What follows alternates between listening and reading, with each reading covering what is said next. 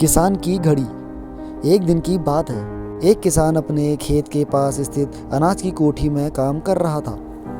काम के दौरान उसकी घड़ी कहीं खो गई थी। वह घड़ी उसके पिता द्वारा उसे उपहार में दी गई थी। इसी कारण उससे उसका भावनात्मक लगाव था। उसने वह घड़ी ढूंढने की बहुत कोशिशें की। कोठी का हर कोना छान मारा, लेकिन घड़ी नहीं मिली। हताश होकर वह कोठी से बाहर आ गया। वहाँ उसने देखा कि कुछ बच्चे खेल रहे हैं। उसने बच्चों को पास बुलाकर उन्हें अपने पिता की घड़ी खोजने का काम सौंपा।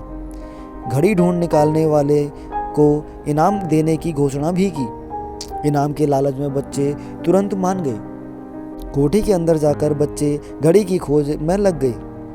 इधर उधर यहाँ वहाँ हर जगह खोजने पर भी घड़ी नहीं मिल पाई। बच्चे थक गए और उन्होंने हार मान ली। किसान ने अब घड़ी मिलने की आस खो दी। बच्चों के जाने के बाद वह कोठी में उदास बैठा था। तभी एक बच्चा वापस आया और किसान से बोला कि वह एक बार फिर से घड़ी ढूंढने की कोशिश करना चाहता था। किसान ने हामी भर दी। बच्चा कोठी के भीतर गया और कुछ ही देर में बाहर आ गया। उसके हाथ में किसान की घड़ी थी। जब किसान ने वह घड़ी देखी तो बहुत खुश हुआ। उसे आश्चर्य हुआ कि जिस घड़ी को ढूंढने में सब नाकामयाब रहे, उसे उस बच्चे ने कैसे ढूंढ निकाला।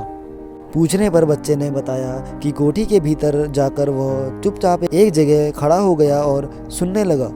शांति में उसे घड़ी की टिक टिक की आवाज़ सुनाई पड़ी और उस आवाज़ की दिशा में खोजने पर उसे वह घड़ी मिल गई। किसान ने बच्चे को शाबाशी दी और इनाम देकर विदा किया। सीख: शांति हमारे मन और मस्तिष्क को एकाग्र करती है और यह एकाग्र मन स्थिति जीवन की दिशा निर्धारित करने में सहायक है। इसलिए दिन भर में कुछ समय हमें अवश्य निकालना चाहिए जब हम शांति से बैठकर मनन कर सकें। अन्यथा शोरगुल भरी इस दुनिया में हम उलझ कर रह जाएंगे। हम कभी ना खुद को जान पाएंगे, ना अपने मन को। बस दुनिया की भेड़ चाल में चलते चले जाएंगे। अब जब आँख खुलेगी तो बस पछतावा होगा कि जीवन की ये दिशा हमने कैसे निर्धारित कर ली। हम चाहते तो कुछ और थे, जबकि वास्तव में हमने तो वही किया जो दुनिया ने कहा। अपने मन की बात सुनने का तो हमने समय ही नहीं निकाला। धन्यवाद दोस्तों।